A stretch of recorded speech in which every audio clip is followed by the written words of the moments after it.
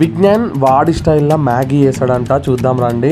First onions cut చేసుకొని దాన్ని మంచిగా ఫ్రై చేసుకుండు, కొంచెం అల్లం వెల్లుల్లి పేస్ట్ వేసిండు, ఆలు, బీన్స్, క్యారెట్ ఇవన్నీ కట్ చేసి పెట్టిండు. అండ్ ఫ్రై అయిన దాంట్లకు ఇప్పటిదాకా కట్ చేసుకునే అన్నీ వేసేసిండు. అండ్ ఇవన్నీ బాగా ఫ్రై చేసుకుండు.